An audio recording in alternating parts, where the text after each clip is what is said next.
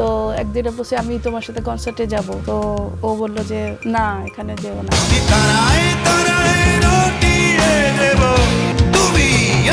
Nagarbaul James 1991 সালে বিয়ে করেছিলেন সে সময়ের জনপ্রিয় মডেল রথীকে। যদিও 1989 সালে ফটোসুন্দরী প্রতিযোগিতায় প্রথম রানার আপ হওয়ার আগেই বড় পর্দায় অভিষেক হয়েছিল তার। প্রয়াত সুভাষ দত্ত পরিচালিত আগমন চলচ্চিত্রে নায়ক রাজ্জাক, সুচন্দা, ববিতা, হানিফ সংকেতের মতো তারকাদের সঙ্গে অভিনয় করেছিলেন তিনি। প্রথম শট হ্যাঁ ট্রেনে না বিকেএসপিতে আমাদের শুটিং ছিল।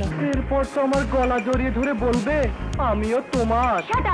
পরবর্তীতে স্বামী জেমসের অনুমতি নিয়ে মোহাম্মদ হোসেন পরিচালিত অবুঝ দুটি মন চলচ্চিত্রে অভিনয় করেন। 1993 সালে মুক্তি পাওয়া সেই সিনেমার মাধ্যমে চিত্রনায়ক আমিন খানেরও অভিষেক হয়। রথীর নাম বদলে মোহাম্মদ হোসেন সে সময় তার নতুন নাম দিয়েছিলেন চাঁদনী। যদিও পরবর্তীতে সংসারের কারণেই সিনেমা এবং বিনোদন জগৎ থেকে বিদায় নিয়ে আবারও রথী নামেই ফিরে এসেছিলেন তিনি। পুরো মিডিয়া লাইন থেকেই আমি চলে আসি, আর ব্যাক করিনি।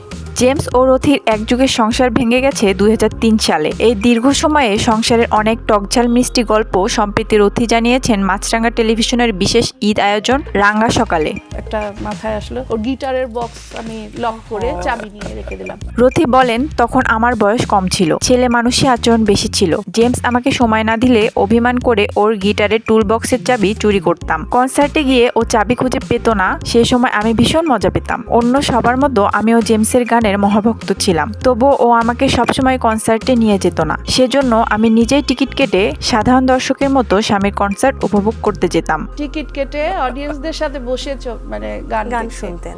বর্তমানে অভিনয় না করলেও উদ্যোক্তা পরিচয়ে বেশ সুপরিচিত হয়ে উঠেছেন কানিজ রাবেয়া রথী। জীবনের নানা অধ্যায়ের চমকপ্রদ এই গল্পগুলো তার কাছ থেকে শুনেছেন সঞ্চালক রুম্মান রশিদ খান ও ইয়াসমিন লাবণ্য।